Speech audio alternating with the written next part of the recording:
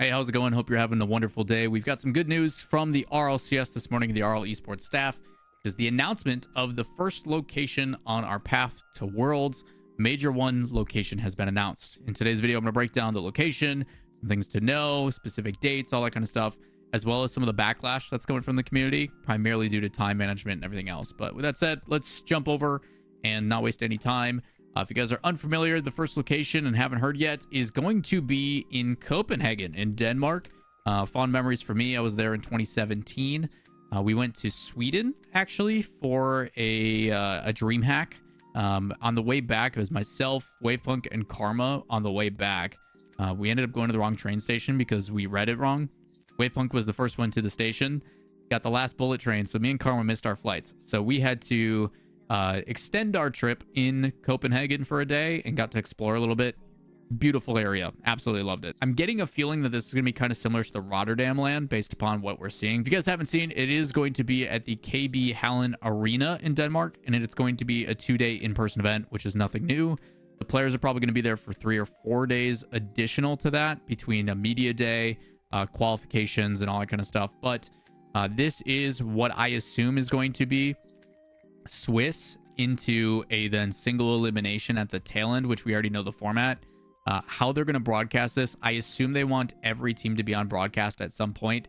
So if I had to guess, Saturday is going to be the tail end of Swiss, and then Sunday is going to be the entirety of those best of sevens, single elimination, 7 matches. Going to be a long day. I would assume some people in the EU community will find a pub or something to get together to watch the matches on like the Thursday and Friday before that. That is my assumption. I could be wrong on that, but that's what it's looking like.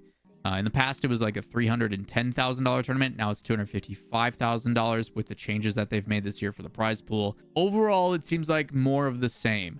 When it comes to specific details of how things are going to apply or what they're going to look like, we haven't really seen like what kind of activations they're going to do in person. I don't know if there's going to be booths and stuff for teams or what the surrounding area is. I haven't looked into it that much. Just wanted to get you guys the information as quickly as possible. Tickets do go on sale tomorrow. So they will be live February 15th at 9 a.m. Central, 10 a.m. Eastern. With that, it's got a link in there and stuff like that. And I'm pretty sure I have the webpage for it. This is what it looks like. Tickets will go on sale, then you can purchase them. And the pricing and everything that they do talk about. So how much do they cost? You can do tickets in 2 different ways. You can either do it per day or you can save yourself 50 DKK. I don't know what that is for the currency or the exchange rate. Looking at the average price, 450 DKK is $65 US. In past, that's probably in line. Usually for the weekend, it's anywhere from like $60 to $80. So that's pretty common there. Again, they talk about purchasing and general admission. Seating is assigned. They're usually not too strict on that as long as you're in your general area you're supposed to be. The biggest restriction with security is just making sure you don't have access to certain locations that you're not supposed to. They talk about when doors are going to open on both days, which is 3 p.m. CET. So the important thing about that is it also tells us about when the broadcast times are going to be. So if you do the conversion 3 p.m. CET to CST, which is where I am, that is 8 a.m. Central or 9 a.m. Eastern. That's when doors open. So I assume the matches will start an hour or 2 after that. Usually they open a little bit earlier, and then first touch, if they do the show live, I assume matches will start probably around 9 a.m. or 10 a.m. Eastern, if I had to guess. So it's going to be a little bit early, but it's not too bad. That is the same time that they usually start for the European broadcast anyway for the main event. When they're doing Swiss on Fridays, it starts at 10 a.m. Central my time anyway. So about an hour difference, but if they're going to get all these matches in and allow people to get out of the actual arena by like 5 or 6, I assume there's going to be limitations to some capability. There usually is. That is probably making sure that the matches end in time so people can get out. When we're looking at the actual venue and just kind of a quick Google search, you can see kind of the outdoor photos and stuff. But this is the picture that everybody's kind of been looking at. It's a little small here, but venue-wise, I don't know if they're going to use the stage with seating around or if they're going to find a way to put it in the middle and then have people surrounding it. I've looked at capacity, and capacity is about 3,500, so it's a little bit smaller. Copper box, if you guys are thinking London, pretty similar to that. I talked about it being somewhat similar to Rotterdam. That feels pretty common. And then the other thing to really pay attention to is where it's located. So if you go to Google, and this is stuff I try to do for every single like event, if you pull up on Google Maps where the location of the venue is, and then you do hotels, your best bet is trying to find a hotel that is somewhat nearby, pricing wise, that you can afford. You're going to be a few blocks east, so you're looking at maybe like a 10-minute walk if you pick one of these hotels. It seems like there's a lot of options, so you want to pick one that, again, you like, that is within your price range, that then allows you to be close within the venue. The nice thing is, with this being the area, I can tell you there is a ton of opportunities and a ton of options here when it comes to entertainment activities, food, drink, all that kind of stuff to keep you entertained. So a lot of that stuff is usually on the table, which makes it pretty easy.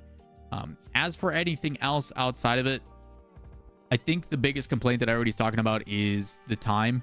While yes, we now know that it's March 30th to 31st, that is only a month and a half away. So for international travel, one, it's super expensive. I can guarantee you flights at minimum are going to be like $800 for most Americans. So I think travel accommodations and stuff are expensive for a lot of international. You're hoping that European fans, because traveling and stuff is a little bit easier based on public transportation, as well as, you know, flights being maybe like $100-$200 versus $800, $900, $1,200, $2,000. You know, like last international trip I took, my flight was $2,200.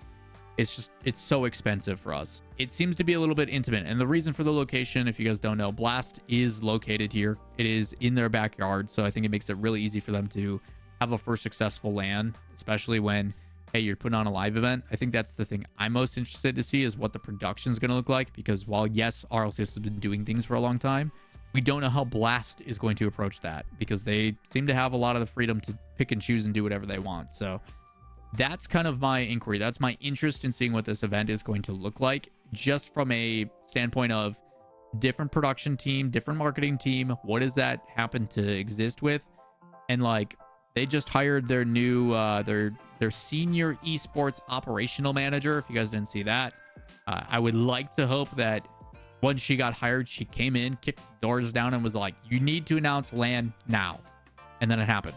But I doubt that's the case. I'm sure that it's been planned well in advance. So again, a lot of moving parts, a lot of new changes, but I'm very interested to see on how this plays out. But I've already taken up too much of your time. Copenhagen, 30th, 31st next month. That's what's going on. I don't know if I'm going to be there.